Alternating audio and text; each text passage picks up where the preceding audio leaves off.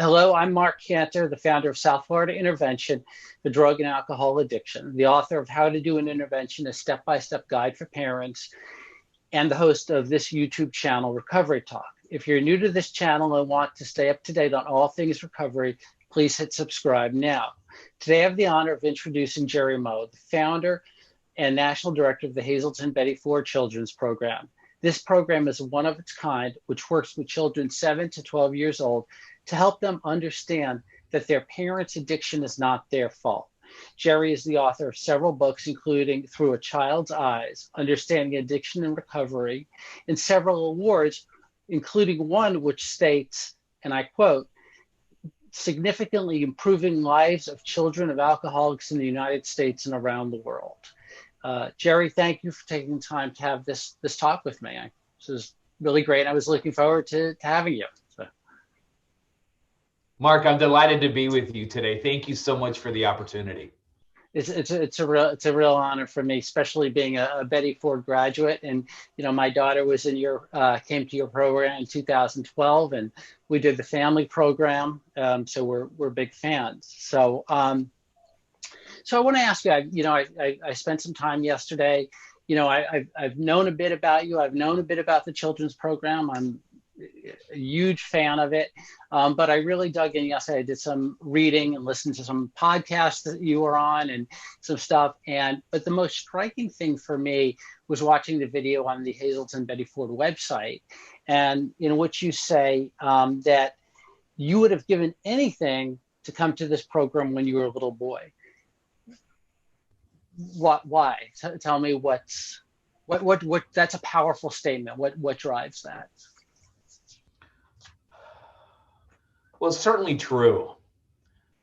And that part of the gift of my recovery in the children's program here at Hazelden Betty Ford is I get to give boys and girls the things I didn't get when I was 7, 8, 9, 10, 11, 12 years old. I think, first of all, Marc, what I didn't get was a realization that I wasn't the only one. So you grew up in a family with alcoholism.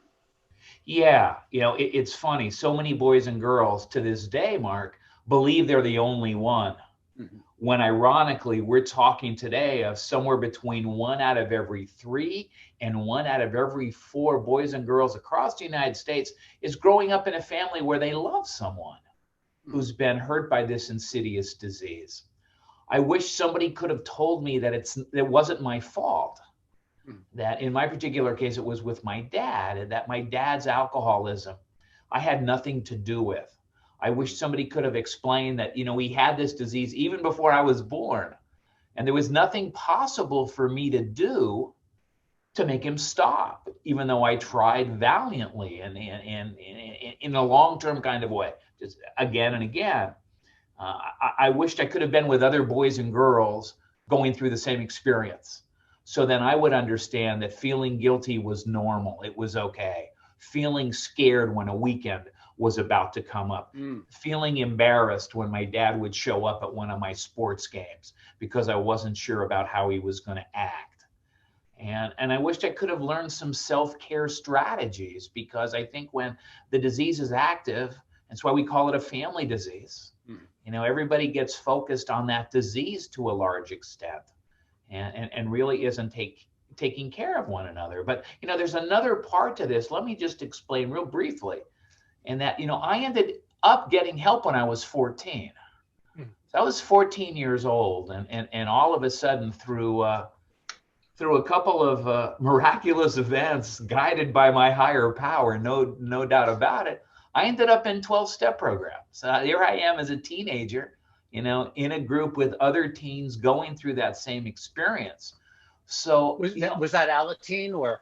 Well, yeah, you can say that. I'll keep the traditions going, but yeah. Okay, right. No worries. You're right. Of course. Absolutely. But you know what? But we also do want people to know it exists. I sure do. Yeah, and enough people don't know. Yeah. Well, let me say this too. So yeah, you're absolutely right, Marc. Let me stop for a second. So in editing process, let me say it this way. So go ahead. Alateen saved my life. Okay. Alateen gave me a support system. Alateen taught me the truth about this awful disease. Alateen gave me 12 steps that if I followed those steps, I could come to a point of serenity, whether or not, my father ever got help. And so here I am at 14 getting help, and my life is changing for the better. And all of a sudden, my mom, who has to drive me to Alateen meetings, all of a sudden she starts attending Al-Anon, which was incredibly significant because not only was she trying to cope, with this man that she loved and adored who had this disease, but my mother lost her own mother to alcoholism. My grandmother died when my mom was 17. And all of that was there for her to deal with. So all of a sudden, it's just not me working this program. All of a sudden, it's my mom working this program.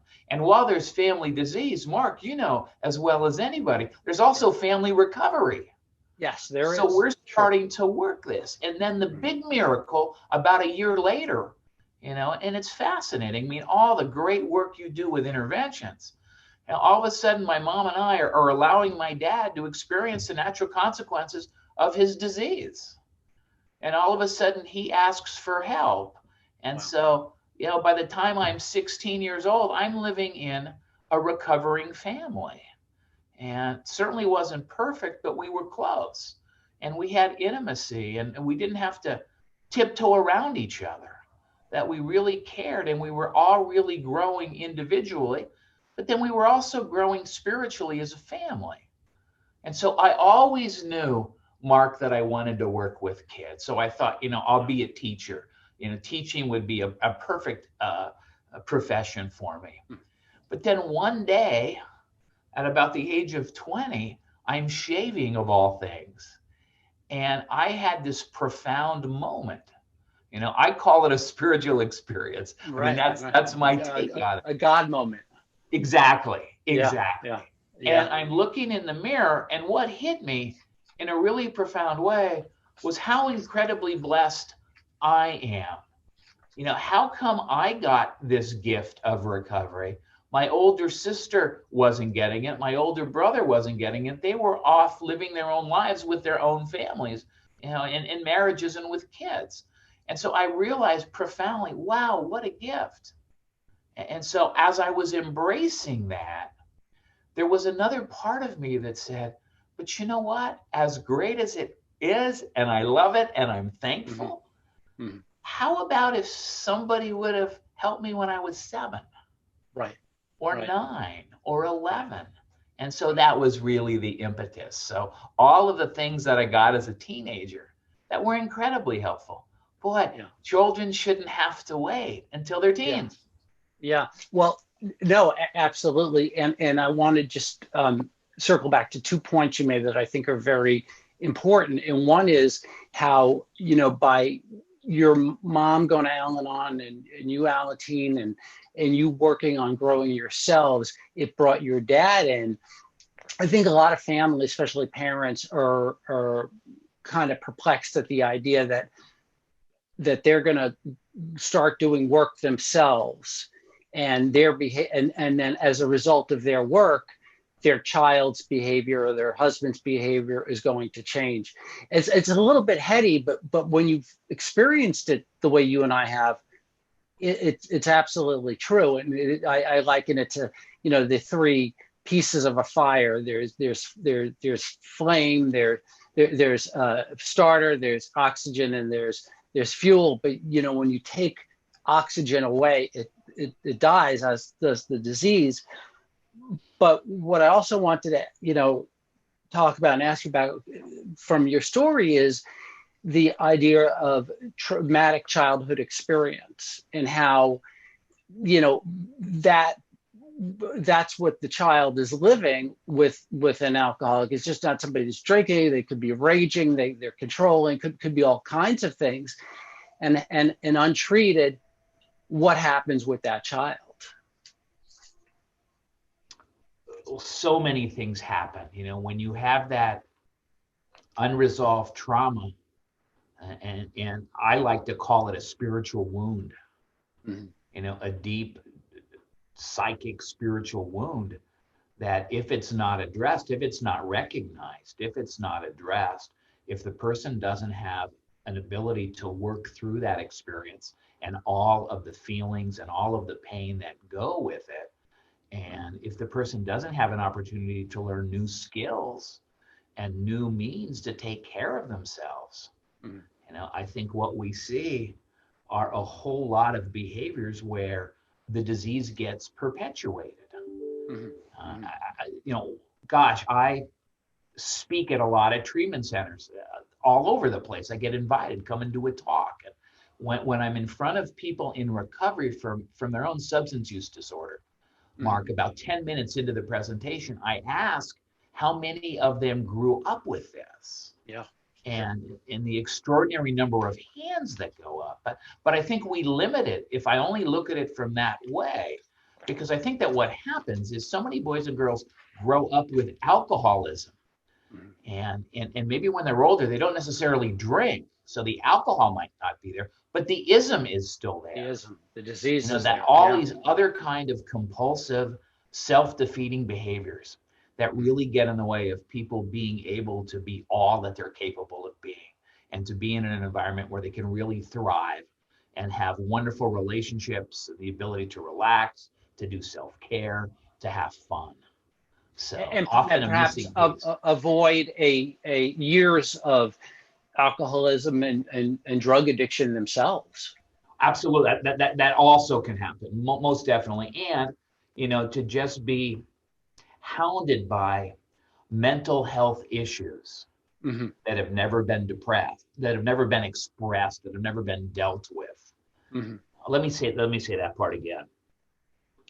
And to be able to sometimes deal with mental health issues that have never been dealt with before, whether it's post-traumatic stress disorder, anxiety, phobias, depression, bipolar, you name it. I mean, it's all connected. Yeah. Oh, absolutely. I agree. It's all piece of that same pie that just gets, and like you said, you don't have to be drinking to be, to be suffering the symptoms of a family with alcoholism. When kids come into the program, what are they like when they first walk in the door? Right. It's amazing. Mark, when kids come in that first morning, if I'm facilitating the program, what I want to do is I just want to sit in a chair and watch, because you learn so much from families coming in. And some kids are confused. I mean, sometimes we have boys and girls and their caregivers, for whatever reason, haven't been able to find the right words to explain what's going on in their family and why they're there. Other boys and girls are fearful. I think some boys and girls are fearful, and some of that fear is maybe this program is going to tell me that it was my fault. Maybe they're going to point out, what's wrong with me, which I already have this long list. That I am broken. Yeah. Yeah, that somehow I'm damaged goods, if you will. And it's amazing because some kids come in and they walk in and they're smiling and they're ready to go. And it's a matter of just meeting boys and girls where they're at. And I always believe the first 30 minutes are the most crucial time in the whole program, because what we really want to do is just build relationship. We want them to see that we're safe, that we'll listen, that we'll be kind and respectful, and that we'll go on this journey together to help them to learn and to grow and to develop some skills. And I think most importantly, just to connect with other boys and girls, and even the counselors, many of whom have gone through the same issue themselves. So, it's interesting because I tell families and people, one of the reasons the 12 steps and treatment works is because you get to see your own experience through other people. I get to sit in a meeting and, say, oh, that's what that looks like when I come home and I've been drinking. I don't like that. I couldn't see it, but now I can see it. So it really is the same thing carries through with the children. The children get to see they're not alone, and they get to see that other kids are having the same experience, and maybe it is not them. It's a powerful piece of evidence. It makes me really question, why are more treatment programs not doing this? To me, it feels like it's a give me, like of course you're going to do it. This is a necessity. Well, let me respond. There's two really important points that you make. Let's see if I can remember to respond to both of them, because they're right on target. And so just for the listener to understand, we're talking about a children's program that's 4 days in length, and it's about 6 hours per day. Mm-hmm. And my favorite part of the program, bar none, is the start of the second day. Because the last 2 days, moms and dads, grandparents, foster parents, caregivers come and join. And that just changes the dynamic. There's no two ways around it. It's just not that it's better or worse. It's just a different dynamic. But when boys and girls come back that second morning, Mark, they've spent 6 hours with us. They've had fun. They know us. They trust us. It's not as if we're starting over. And not everybody, part of, yeah. Yes. And not everybody arrives at the same time. But what I enjoy is, just as that part's getting ready, is when boys and girls look at each other and say things like, "So you get scared on the weekends too?" Or "So you go and hide in your room when mom and dad fight?" Or "You thought it was your fault?" Or "You get really angry, but you can't get angry because it's not safe, so you go into your room and you hit the wall, or you say bad things to yourself." Again, I think it's normalizing that experience, that boy, so many people go through this, so I am not alone. And all of a sudden, even as a child, I'm part of this community of people who get it. And while all of our experiences are a little bit different, granted, everybody has a unique response to this disease in the family in which they grow up, the similarities far outweigh the differences. And to belong. I always believe that we say that alcoholism and drug addiction are a disease of isolation, silence, shame, and secrecy. And that's just not on the part of the person who has a substance use disorder. And as you see in your interventions all the time, everybody in the family begins to adopt that. Yeah. Oh, absolutely. So it's really painful. So many of these kids, I just call them, before they come to program, I call them the silent and the invisible. Because there's so many of them. That's their response. They're not necessarily acting out. I think many either try to blend into the background, or try so hard to be perfect in everything that they do, as a means of coping with feeling like I'm inadequate and I'm no good anyway. Yeah. So, you said something that personally, I really identify with. You said, talking about your own familial experiences, that you were already behind the 8 ball before you're even born, right? You're showing up in it, and for me, it's only taken me like 40 something years to appreciate my own traumatic childhood experience, and that I was probably dealt a bad hand in the early 20th century when my grandfather was dropped off at an orphanage in Poland, right? Because then my father grew up with that anger and that, and then I wind up at the Betty Ford Center, which thank God for. But it just, to me, becomes so clear how this disease, whether there's someone's drinking now or not, because it took me a long time to find alcohol and drugs. I don't know how I waited so long to find, because the feelings were there, but this disease just permeates generations of people. And again, so why are more treatment centers not doing this? I know it's money. I know programs are squeezed by insurance and all these things, but it just, again, to me, seems like an essential part of the recovery process, especially if you're in a family program. Well, I agree. And I wonder these days why more treatment centers aren't. And I think there's a lot of factors. How do you pay for this? Especially at Hazelden Betty Ford, where we raise money because no child ever gets turned away due to an inability to pay. But I look at it from this perspective. There was a dad in treatment just in April. So the pandemic was already about a month old. and Yeah. he's here in treatment for his alcoholism. And he's got a daughter who's 10 years old. And I met with him a couple of times. It's funny that we do everything virtually these days. Yeah. So our 4-day in-person becomes, Unfortunately. yeah, well, hey, you know what? We roll, we accept what we Yeah. can't change, and we do what Exactly. we can. But we do everything in a virtual 2-day program. So I talked to him. I said, no, I really believe your daughter would benefit from this. And I Hmm. believe your family. And I looked at him and I said, I believe you would benefit too. And he's not sure. And no, I don't think she understands all of this. And she's doing virtual school and that's not going well. How are we going to do Right. this? But eventually, what he and his wife agreed to was for his daughter to participate the first day. And Mm-hmm. and we'll take it a day at a time. And if it's not working, we'll cut our losses and we'll consider it to be a day of education. But there Right. was a moment toward the middle of that first day program where we're reading the kids a story about a character who's learning that his dad's alcoholism isn't his fault. Hmm. And in the story, no one had ever told this kid it was his fault. But because nobody talked about it, that was the story that he made up in his mind. That was his Hmm. narrative, if you will. And so during the virtual, this young lady actually puts her head down on her desk and you can only see the top of her head. And so we just let her be. And finally I said, well, are you okay? And she put her head back up and she's wiping the tears. And she said, you mean to tell me it's not my fault and I Wow. can't do anything to make this okay?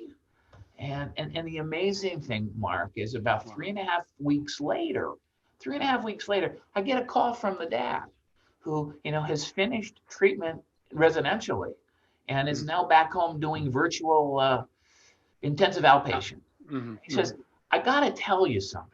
He said, thank you for pushing me on this idea because on the plane ride home, the person who I didn't want to see, the person I was afraid of was my daughter. Hmm. Because every time I'd relapse, every time I'd get into an argument with her mom, she'd just distance herself from me. That was her way of coping. And he says, and then I'm in treatment and I'm beginning to remember what it was like for me when I was a kid growing up with this disease. That the point that you made of always looking at things at least through 3 generations. You got to Right. look at things 3 generationally for it to make sense, or I'm Right. going to make all these faulty assumptions. Yeah. So the dad says, I walked into the house and he said, my daughter ran across the room and gave me this huge hug.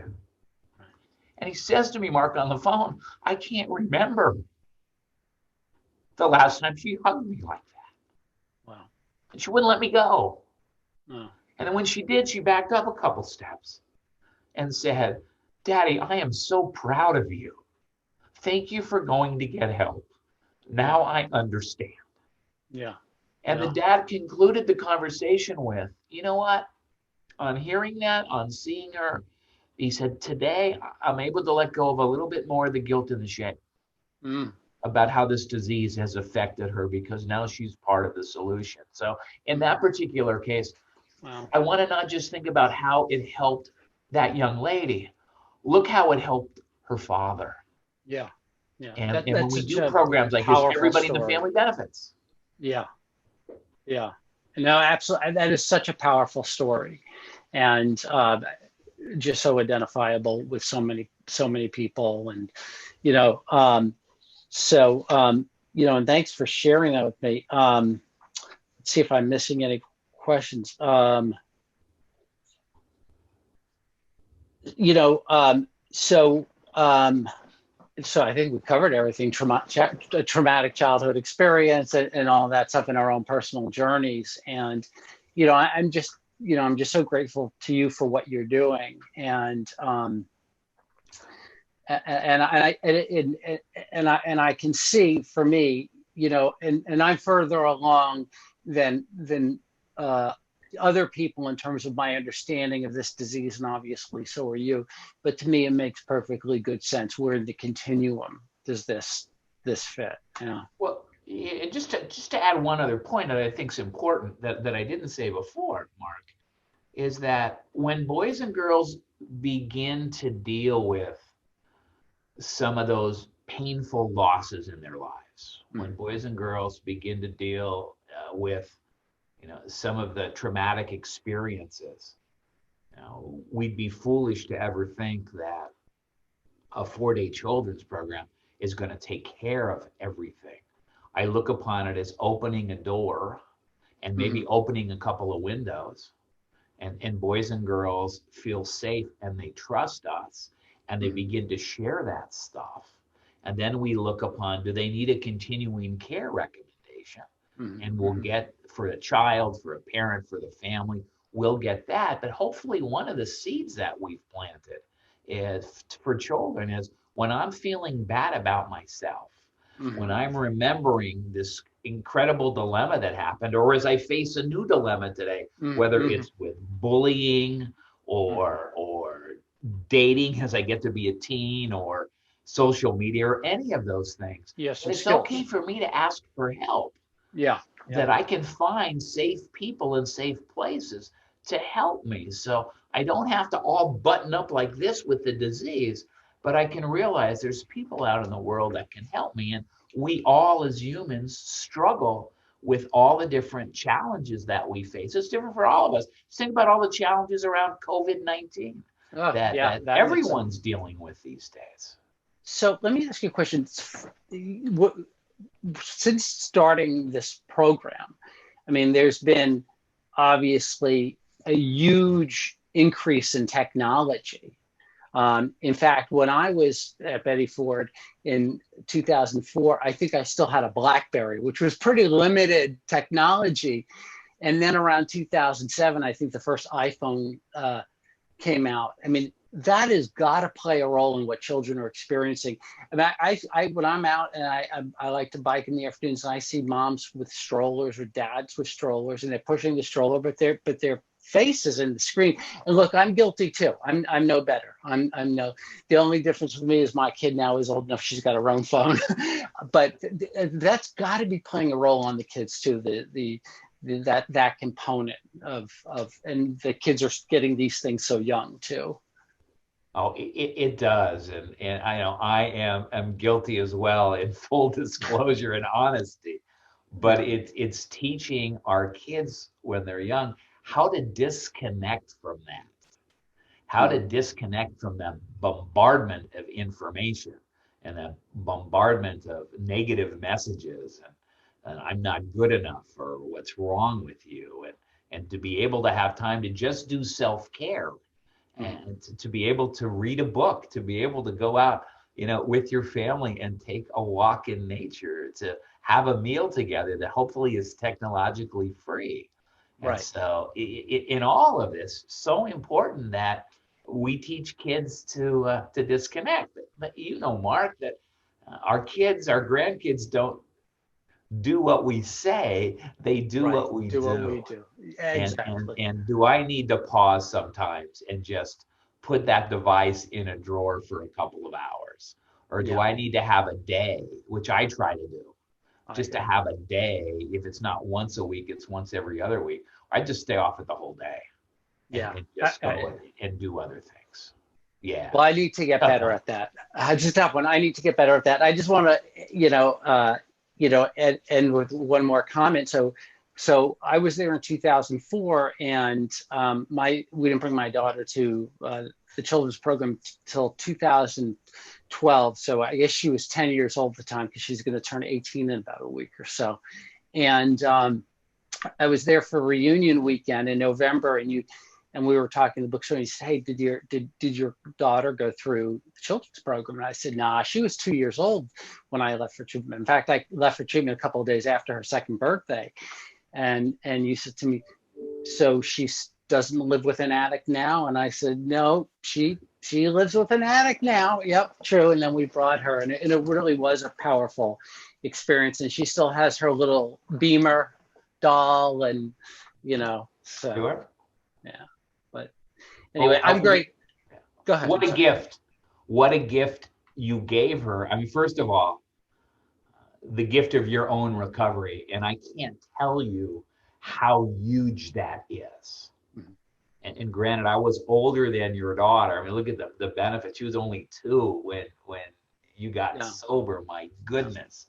And even though I was a teenager, just the gift. And having, in my case, having a dad that I could depend on, that I could talk to, that I knew was going to be around, that I knew was going to do the best he could on a daily basis. I mean, that's incredibly huge. And then you give your daughter this second. And that you weren't afraid to approach or talk to. Yeah. That's huge. Yeah, because I've always, but I tell people all the time in treatment here that if you start to make a list of the things you can't talk to your parent about, that as they get older, that list is going to get longer. And when one of our kids or grandkids is struggling with something, boy, I want them to go to someone who really loves them for a response on how to deal with this, not just their peers, not someone outside of our family necessarily, but someone who loves them and cares about them. And you're able to do that. And then, the double gift is you will come back and allow her to experience a children's program when she's old enough, just to give her more education or more information. Yeah. And you think about it, would you have benefited from that kids program when you were 10 years old? When you ask that question, I get a feeling right here. Had I had a program like this that could have recognized through what you say, look at the 3 generations and look at the whole picture, it could have changed the course of my life. And my life has not been bad. I mean, yeah. I'm grateful, but it took me a long time to begin to recover from guilt and shame and self-blame. And, I mean, when I was there, I remember being told, they said, you probably need Al-Anon as much as you need AA because you think everything is your fault. And I am, that's my, it's the shame and shameless. But yes, a program like this when I was a kid could have changed a lot of things for me. Yeah. So. Yeah, no doubt about it. And you are living proof of, look at what you've done.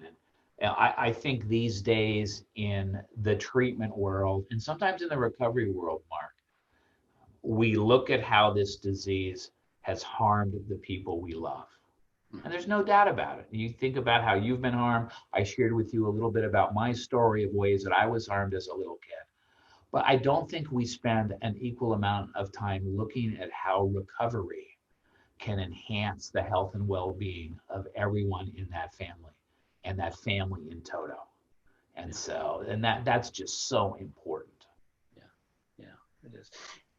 Thank you. I mean, I'm so grateful to have had this time. I mean, I've never had a bad interaction with you. I've never, I always come back a better person somehow, some way.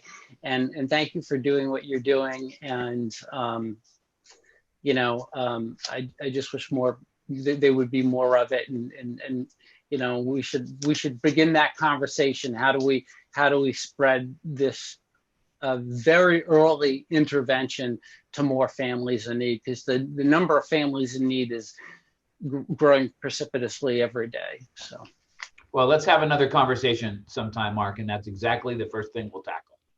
Absolutely. Again, thank you very much. Thanks for doing that. Take care. Always good to see you.